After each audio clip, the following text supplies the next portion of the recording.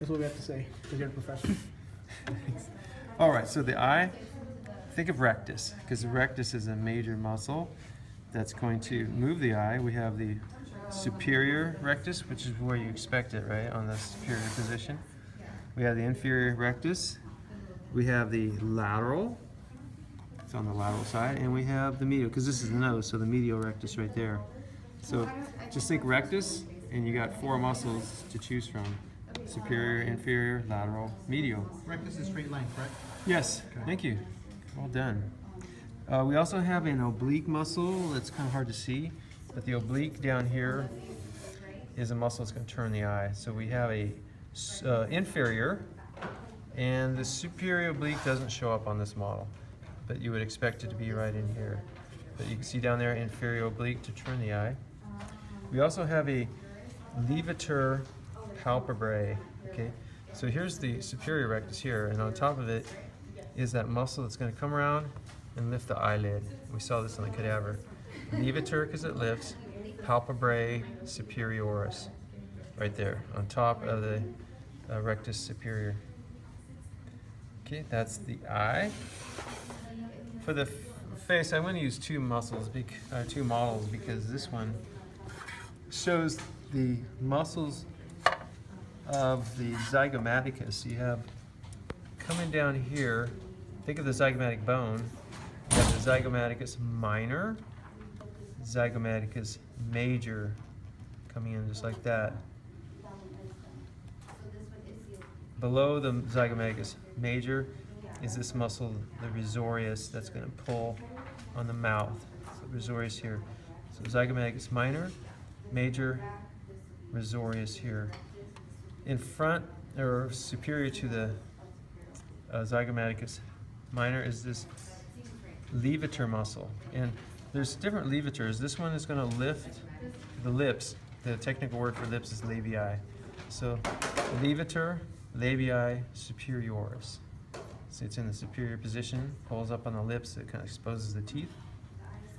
Talking about labii, we have the depressor labii inferioris, because it depresses the lips downward.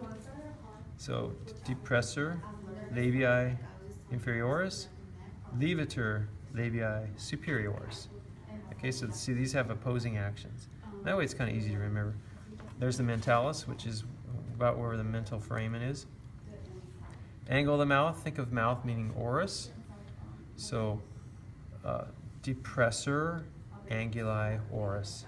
So it depresses the angle of the mouth down. And you can see where that muscle is. When it shortens, it's going to bring it down to a frown. Speaking of oris, this is the orbicularis oris. So we have these circular muscles. It's kind of weird to have a muscle that like attaches to itself. It's not very common in the body. This is the kissing muscle, orbicularis oris. And here's another circular muscle attaches to itself. Because see, most muscles attach to a bone. These attach themselves. Orbicularis oculi. Okay, so those are the two orbicularis muscles. Deep in here is the buccinator. Helps with that blowing action. Buccinator is deep to the risorius zygomaticus muscles.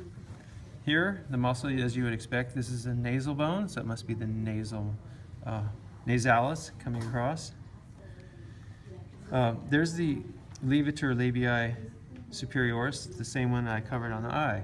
So that levator is going to lift the eyelid up. Here's a jagged muscle. Think of corrugated muscle, corrugator superioris, coming up like that, like an eyebrow.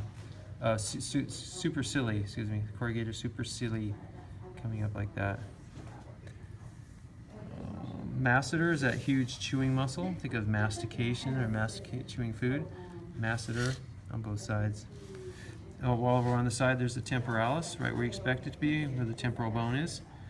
And here's the mastoid bone on the, mastoid process on the occipital, and that's an important attachment site for the neck muscle. So we go sterno, because the sternum is less movable, so that's the first part of the name. Sterno. It passes the clavicle, clido, and here it attaches mastoid. Sternocleidomastoid, huge muscle of the neck. Occipital frontalis.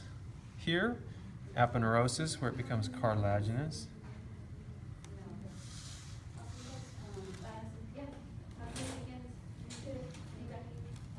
I think we got it. Yeah.